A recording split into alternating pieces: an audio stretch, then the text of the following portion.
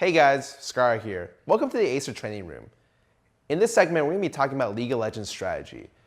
This first video will be covering the map, pressure, and how to use it and what it is. Without further ado, let's jump into it. The first thing I want to cover, and one of the most important things that not many people talk about, is just the map of Summoner's Rift. I'm going to tell you how to actually think about the map in general and why it's important to be able to classify this terminology right now. This is one of the very first things that pro players actually learn. Imagine a line diagonally from nexus to nexus. On the top side of the line is top side, bottom side of the line is bot side. And in 4 different quadrants. There's 2 quadrants on the top side and 2 quadrants on the bot side. This is just going forward what we're going to use to talk about the game and map. After we've talked about the map, it's good to talk about pressure and what it is. So pressure is essentially an area of control that each individual person has. When you tend to be ahead in a lane and it says that you have pressure, it means that imagine like an invisible bubble around the character that expands the stronger you are. Every single area on the map has different areas that they can affect due to their pressure. Mid lane is usually the most important role because their pressure can extend onto anywhere else in the map, both sides of the jungle as well as top and bot lane.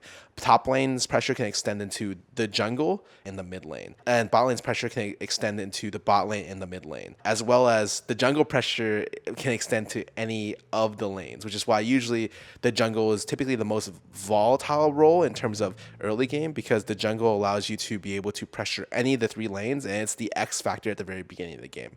If both of you are equally strong, you only have control over half the map. The important thing about pressure is the understanding that pressure leads into being able to control objectives onto the map. If one team extends resources into one half of the map, your team naturally has control of the other side of the map because they don't have resources there. So let's say as a mid laner, you shove in mid lane and you push in and move toward the bottom jungle of the map. That means that you have control of the bot side, especially if your jungler's there. That means you have the ability to control the jungle, including dragon area. And they, in turn, have control of the top side. Pressure like this is really, really important to understand, because understanding sides of pressure can lead into understanding where the enemy team can make plays, where you can make plays, and what opportunities even exist, all because of how pressure works. Pressure allows you and your team the opportunity to make plays in areas where you have pressure. Alternatively, it denies the ability for the enemy team to be able to make plays in your side of pressure, because it's very, very dangerous to make plays in that side of pressure for something which I'll get onto in the future, like later on. So you gank winning lanes because when the lane wins, the side of pressure that he controls is very difficult to oust. Let's say your top and mid laner are winning and your bot lane is losing. That means you have top side pressure. Where do you look to make the play? What's the most consistent area? Well, you could look bot lane. Let's say they blue summoners down there, and maybe you can look to get a gank there. However, going bot lane is a really big risk, because not only do you have no pressure in the area. What no pressure in the area means is that potentially you could be walking through a lot of wards in that area that they've been able to put down, because your bot lane can't contest any of the pressure they have. This is why it's super important to gank the lanes that are winning, because it's just easier to already kill a person who's already down 0-1 or 0-2. If they don't have summoners, they're an easy kill. If you're ganking a lane where your team is weak, and let's say they know you're coming, so they turn the gank, automatically you throw whatever lead you might have, or throw your chances of being able to potentially win the game, because you made a poor decision on trying to control the enemies on the enemy's side of pressure. So why does all this matter? Like, what's the point of a map? What's the point of pressure? Why is it important to you? So when you're going for dragon, you look to ward, you look to set up control on the bot side. Let's say you broke bot lane tower, mid lane tower, and the dragon. That means effectively there's no more objectives on the bot side of the map. So what is your next play? After you're done through one side of pressure, shifting sides of pressure is a very, very important concept. So how do you go from your side of pressure to the enemy side of pressure correctly? This is called switching sides of pressure.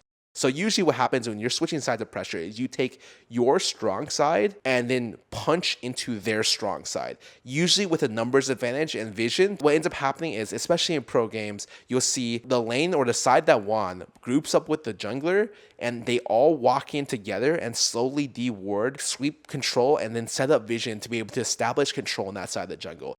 So one of the most common things and what you should be looking for is how to get picks with this understanding. If you know one team is going to swap from one side to the other, if a team swaps too early, if like let's say one person walks into your side too quickly. So a good example of this is exactly the example I said before, where like their bot side won, crashed the turrets, broke the dragon. They want to go top side, get Rift Herald, get your top lane red buff, assuming they're blue side and their top tower. That means that they're going to try to push into the jungle for vision.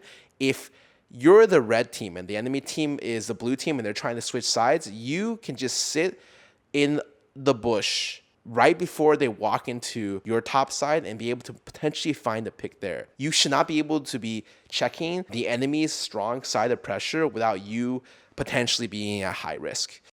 This is really, really super important knowledge, something that like a lot of people understand subconsciously, but it's hard to verbalize, but it's very easy to understand conceptually if at a glance when someone tells you what it is. This is just one of the things that I think is really important about the game, and something that someone should just naturally think about when they're thinking about the game, because it allows them to break down what happened and what went wrong or what didn't go wrong in their games, and to make it easier to understand what actually happened during the games. Because if you're playing games and you're just like, I don't know how I got this bad, you know, it's very easy to trace everything that went wrong into just how did the pressure work this game and where did the pressure mess up. Thanks for tuning into this Acer training room video. I'll see you guys next time.